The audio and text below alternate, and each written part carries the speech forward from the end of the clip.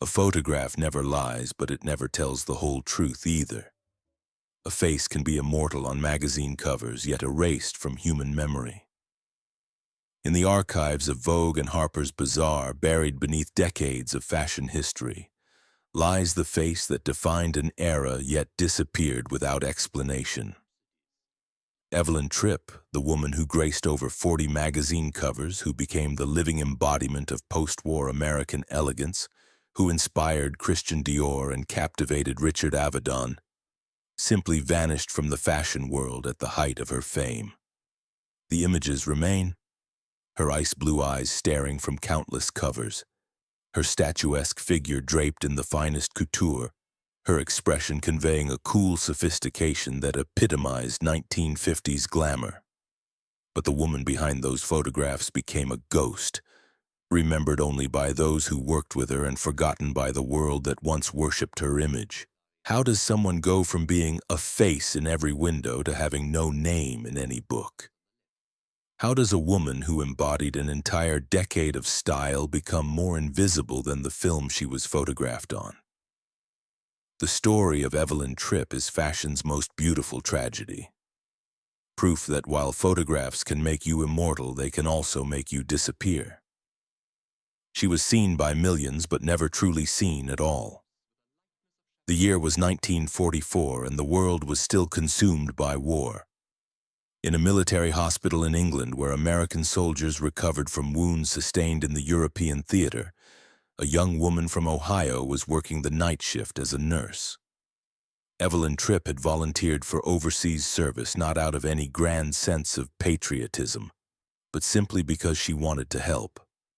At 22, she possessed the kind of natural beauty that made people stop and stare. But in her crisp white uniform, she was just another healthcare worker trying to ease the suffering of broken men. The contrast between her wartime service and her future career would become one of the defining ironies of her life. In England, she was valued for her compassion, her skill at easing pain, her ability to bring comfort to men who had seen the worst that humanity could offer. Later in the fashion world, she would be valued only for her ability to sell dreams to women who had never experienced war but who were hungry for beauty and sophistication. The hospital wards where Evelyn worked were filled with young men who bore the physical and emotional scars of combat. She moved among them with a grace that was partly natural and partly learned through months of tending to the wounded. Her hands were gentle but sure as she changed bandages, administered medication, and offered the kind of quiet comfort that could mean the difference between despair and hope. It was during these long night shifts, surrounded by the sounds of pain and recovery, that Evelyn first began to understand the power of image and perception. The soldiers responded not just to her medical skills but to her presence itself. Her beauty, her calm demeanor, her ability to project strength and serenity even in the most difficult circumstances, all of these qualities had a healing effect that went beyond any medicine she could administer. The wounded war correspondent who would change her life forever was a man named Robert Chen, a photographer for Life magazine who had been documenting the European campaign since D-Day. He had sustained shrapnel wounds to his legs during the liberation of a concentration camp in Germany, injuries that would heal but would leave him with a permanent limp, and an even more permanent understanding of how images could bear witness to both horror and hope. Chen had spent years behind a camera, capturing moments of tragedy and triumph, and he had developed an almost supernatural ability to recognize the qualities that made someone photogenic. It wasn't just about conventional beauty. It was about the ability to convey complex emotions through subtle changes in expression, to project an interior life that viewers could connect with even through the static medium of photography. When he first saw Evelyn making her rounds through the ward, Chen immediately recognized something extraordinary. Her bone structure was classically beautiful, but more importantly, she possessed that rare quality of being completely present in each moment. Whether she was speaking softly to a delirious soldier or efficiently organizing medical supplies, She brought a focused intensity to everything she did. "You should be in magazines," he told her one evening as she checked his bandages, her hands gentle but professional as she worked. Evelyn laughed, thinking he was delirious from pain medication or simply trying to flirt with her. She had heard similar comments from soldiers before. Men who were lonely, frightened, and grasping for any connection to the world they had left behind. But Chen was serious, and his persistence eventually convinced her to sit for a few informal photographs in the hospital's garden. Using a small camera that he had managed to keep with him despite his injuries, he captured images of Evelyn that would later serve as the foundation for her modeling career. In these early photographs, she appears natural and unguarded, her nurse's uniform crisp and white, her expression carrying both strength and compassion. These images revealed something that would become crucial to Evelyn's later success: her ability to convey authenticity even in artificial circumstances. Unlike many beautiful women who seemed diminished by the camera's scrutiny, Evelyn appeared more compelling in photographs than she did in person. The camera captured not just her physical beauty, but the intelligence and empathy that animated her features. When Chen returned to New York in early 1945, he carried with him not just the haunting images of war that would make his reputation, but also the photographs of a young nurse who had unknowingly auditioned for a career she had never imagined. He showed these images to contacts in the fashion industry, describing Evelyn's natural grace and her remarkable ability to project both strength and vulnerability. The war ended in 1945, and like millions of other Americans, Evelyn faced the challenge of rebuilding her life in peacetime. She returned to Ohio, where her family expected her to settle down, find a husband, and embrace the domestic life that society prescribed for women of her generation. The country was experiencing a massive cultural shift as women who had taken on unprecedented responsibilities during the war were being encouraged to return to traditional roles. But Evelyn had been changed by her experiences overseas. She had seen the world beyond small-town America, had witnessed both the worst and best of human nature, and had discovered within herself capabilities that she had never known existed. The prospect of returning to the limited life that Ohio offered felt like a kind of death, a burial of the person she had become during the war years. It was this sense of restlessness and possibility that led her to make the impulsive decision to contact Robert Chen. Using the business card he had given her, she wrote a letter expressing her interest in exploring the modeling opportunities he had mentioned. His response was immediate and enthusiastic. He had been hoping she would reach out, and he was ready to help her navigate the intimidating world of New York fashion. The train ride to New York in the spring of 1946 felt like a journey into an unknown future. Evelyn pressed her face to the window as the landscape changed from the familiar farmland of the Midwest to the industrial sprawl of the Northeast, and finally to the soaring skyline of Manhattan. The city that greeted her was electric with post-war energy. The economy was booming, soldiers were returning home, and American culture was asserting its independence from European influence. New York's fashion industry in 1946 was undergoing a revolution. For decades, American fashion had been considered provincial, a poor imitation of Parisian haute couture. But the war had changed everything. With Paris occupied and London struggling to rebuild, American designers and photographers had been forced to develop their own aesthetic vision. What emerged was a new kind of glamour, more democratic than European fashion, more accessible but no less sophisticated. The modeling industry was similarly in transition.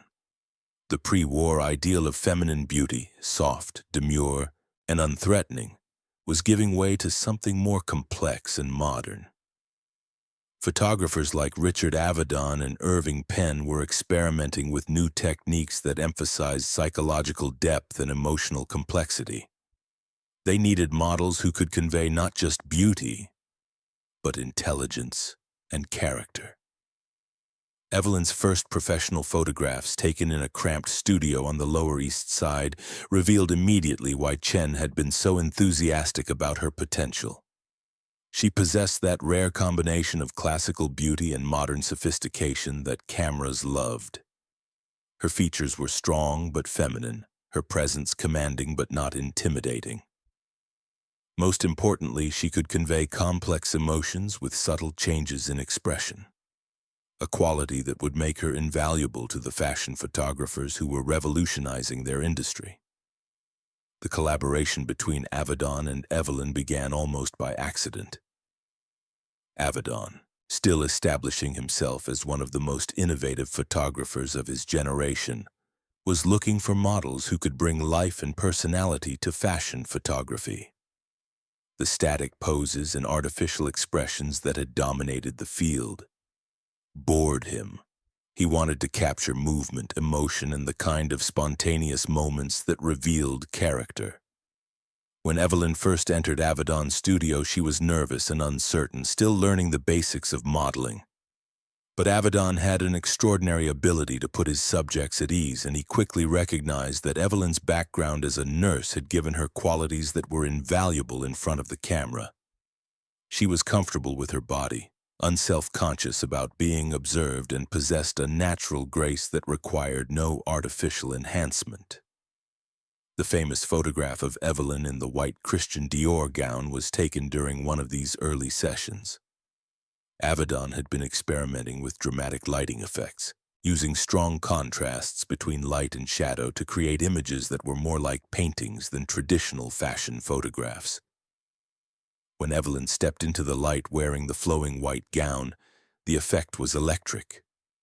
Her posture was regal and untouchable, her expression conveying a cool sophistication that seemed to embody everything that post-war American women aspired to become. But there was also something slightly melancholy in her eyes, a suggestion of depths that the camera could glimpse but never fully explore.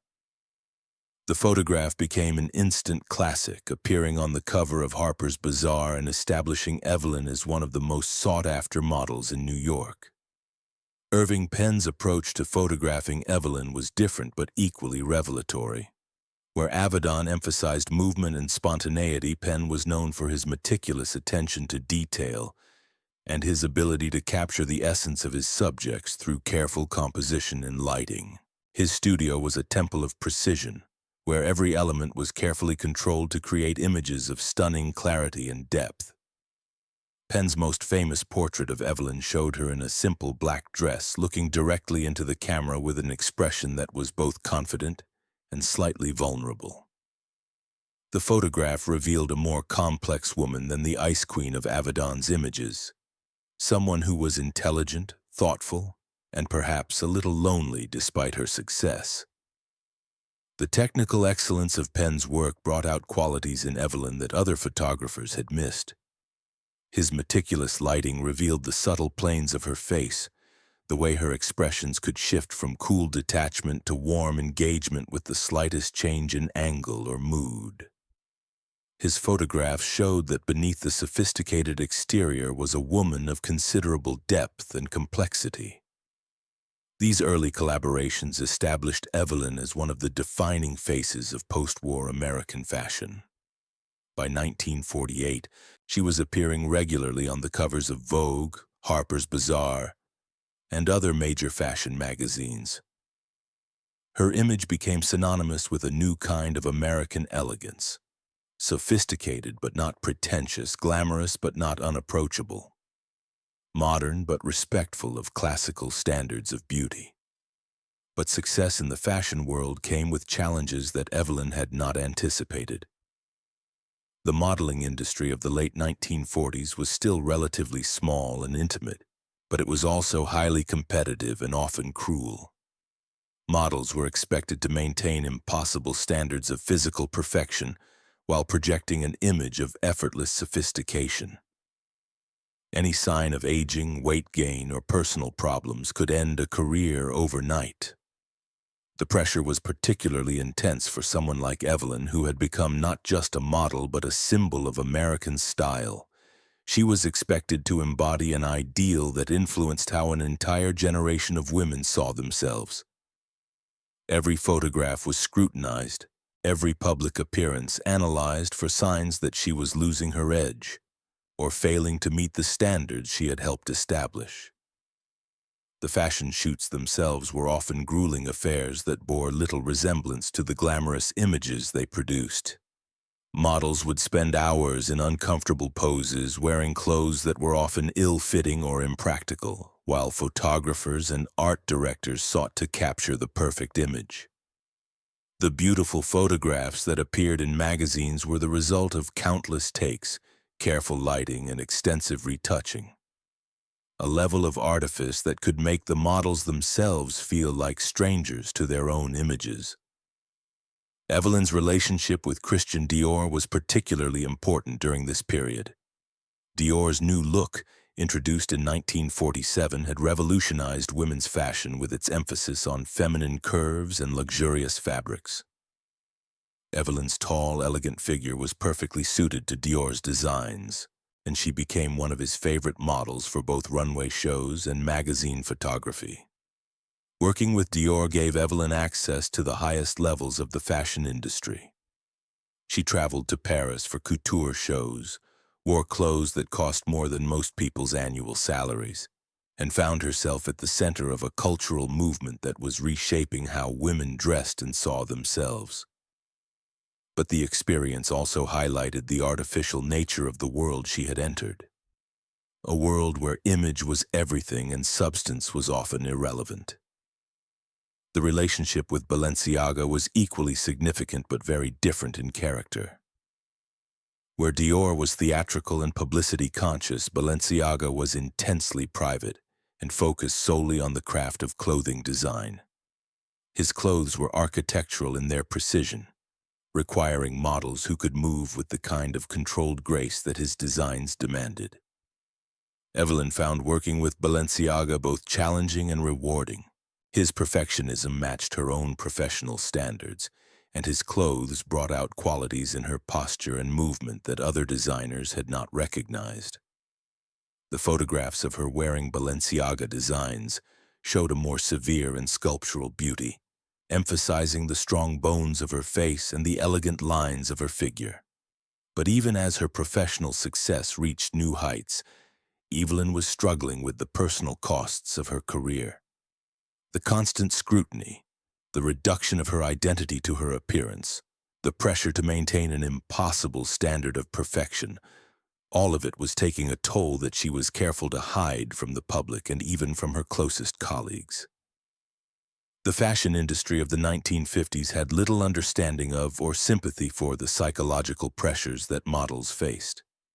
They were expected to be grateful for their success and to maintain a cheerful, professional demeanor regardless of their personal feelings. Any expression of dissatisfaction or unhappiness was seen as ungrateful and unprofessional. Evelyn's coping mechanisms during this period revealed both her strengths and her vulnerabilities. She maintained her apartment as a sanctuary from the fashion world, keeping it simple and comfortable rather than fashionable. She cooked elaborate meals for herself and close friends, finding in the ritual of cooking a connection to the nurturing instincts that had made her a good nurse but that had no outlet in her modeling career. Her piano playing became particularly important during this period. The hours she spent at the keyboard were often the only times when she felt truly herself, when she could express emotions that her professional life required her to suppress. The music she played, often classical pieces that she had learned as a child, connected her to a part of herself that existed independently of her image and her career. These private moments revealed a side of Evelyn that the cameras never captured and that few people were privileged to see. The woman who projected ice-cold sophistication on the pages of Vogue was actually warm and nurturing, someone who genuinely cared about the people around her, and who found meaning in simple human connections rather than in the glamorous but shallow world of fashion. Her relationships with other models during this period were complex and often strained by the competitive nature of the industry. While she maintained friendships with several colleagues, she was also aware that they were all competing for the same jobs and that today's friend could become tomorrow's rival. The fashion industry encouraged this kind of competition, believing that it pushed models to maintain higher standards and work harder to maintain their positions. Evelyn's approach to these relationships revealed her fundamental decency and her refusal to let the industry's competitive culture corrupt her personal values. She was generous with advice and support for younger models, often serving as an informal mentor to women who were just entering the business.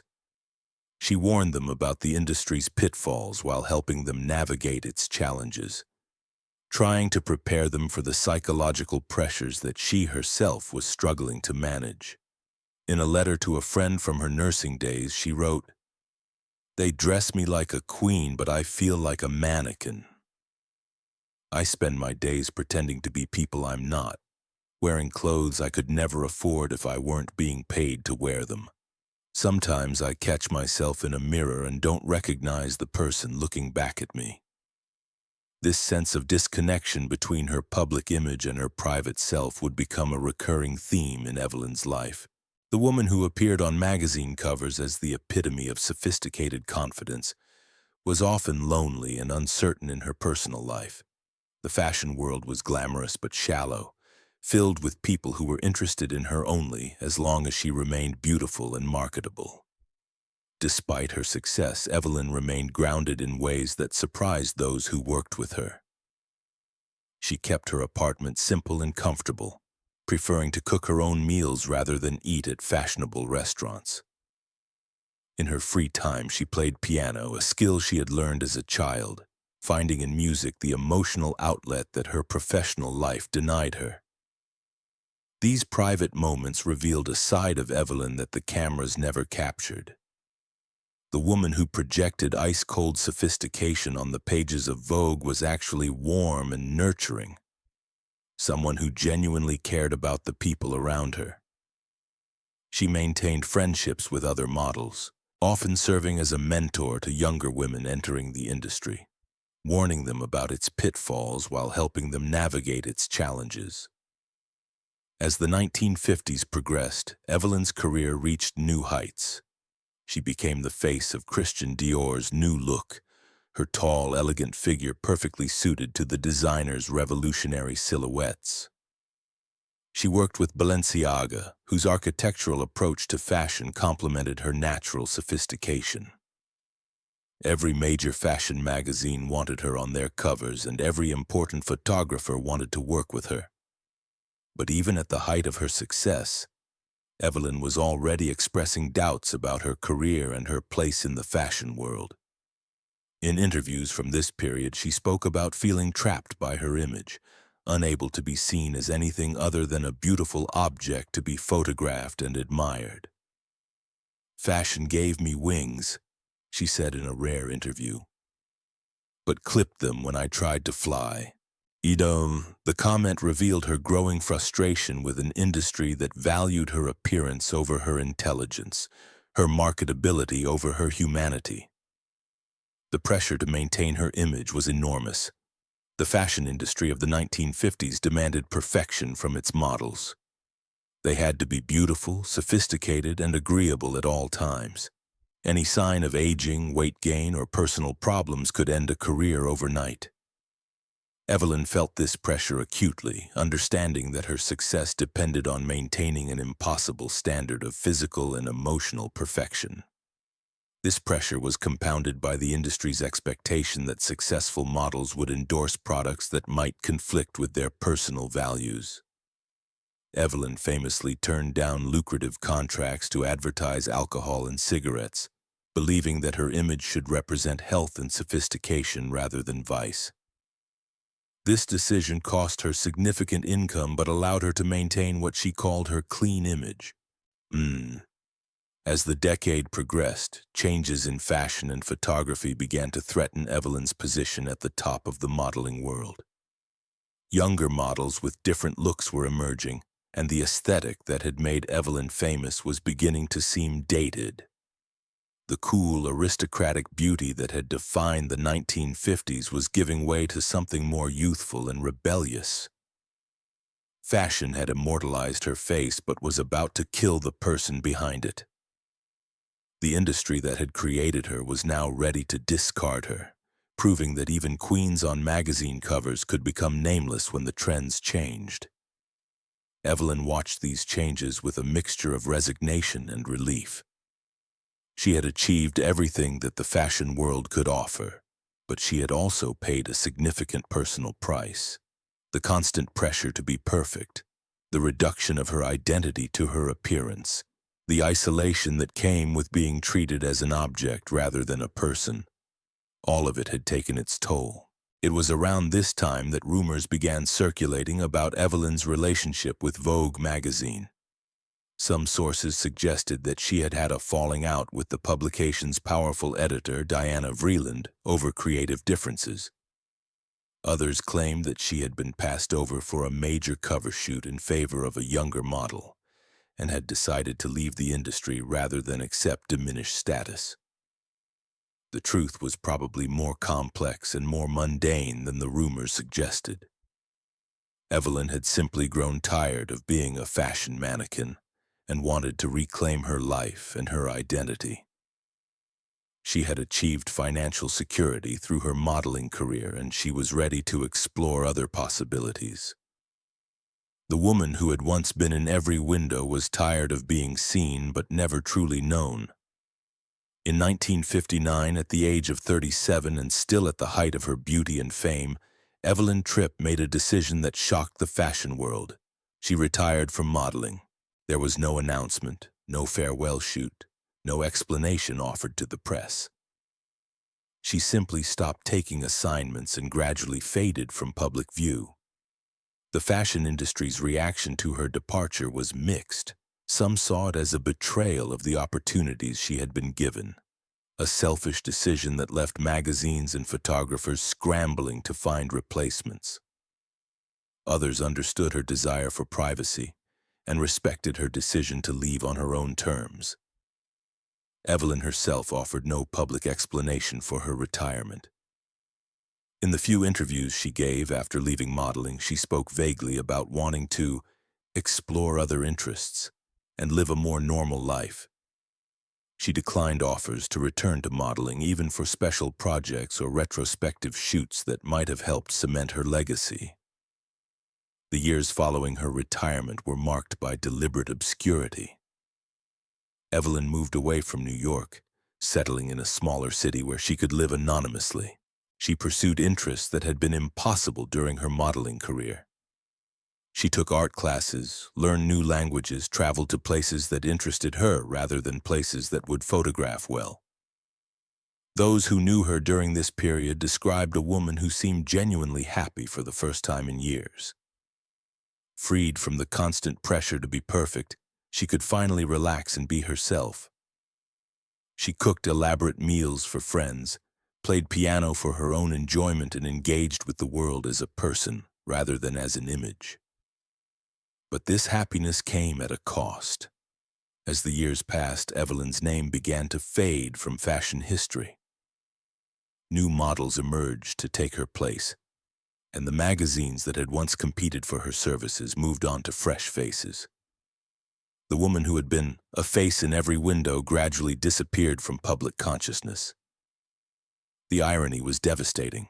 Evelyn had achieved exactly what she wanted, a private life free from the pressures of fame. But in doing so, she had condemned herself to be forgotten. The fashion industry, which had once celebrated her as irreplaceable, proved remarkably quick to replace her. This process of forgetting was accelerated by changes in fashion photography and culture.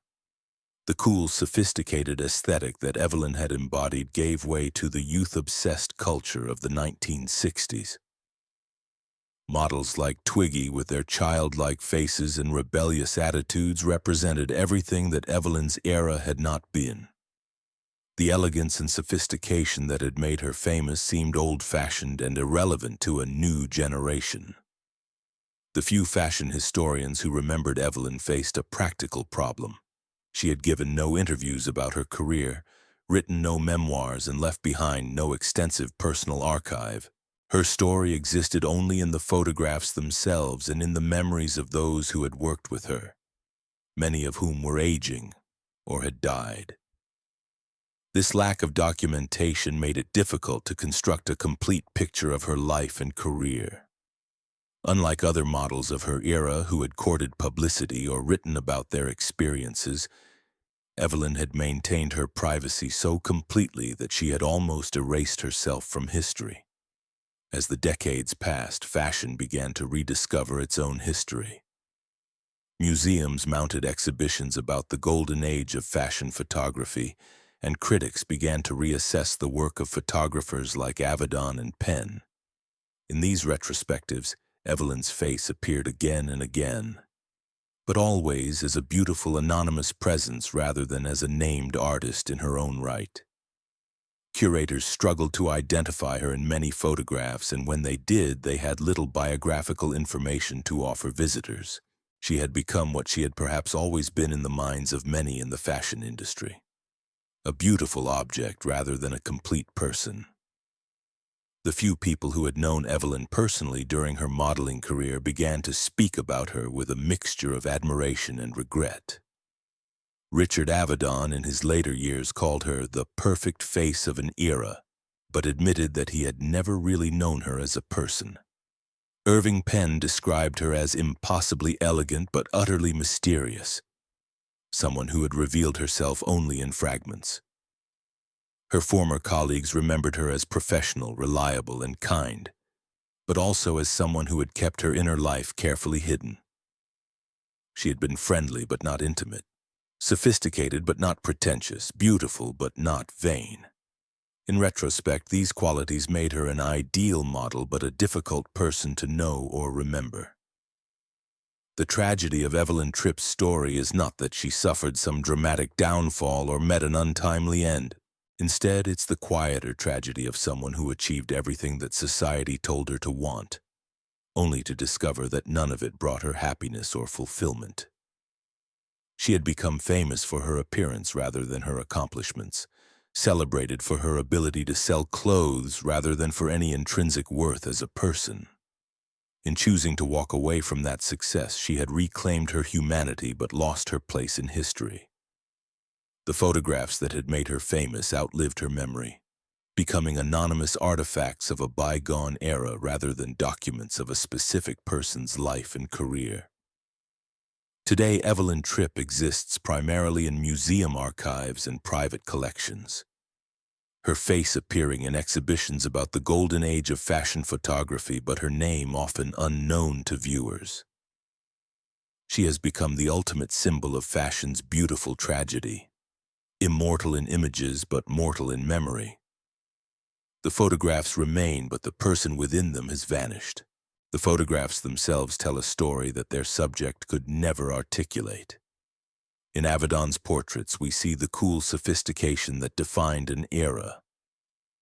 In Penn's work, we glimpse the humanity beneath the fashion. In the countless magazine covers and advertisements, we witness the creation and marketing of an ideal that influenced how an entire generation of women saw themselves.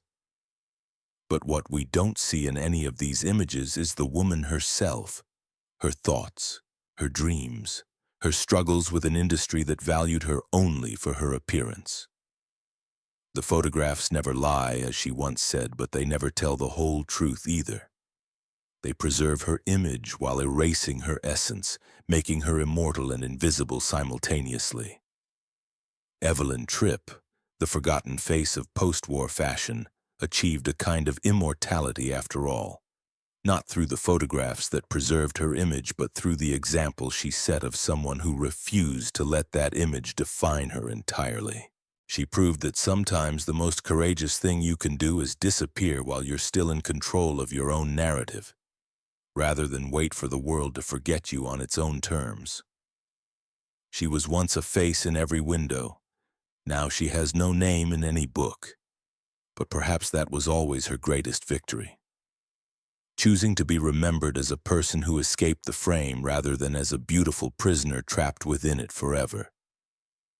The camera loved her. but it never truly knew her. And in the end, that may have been exactly what she wanted.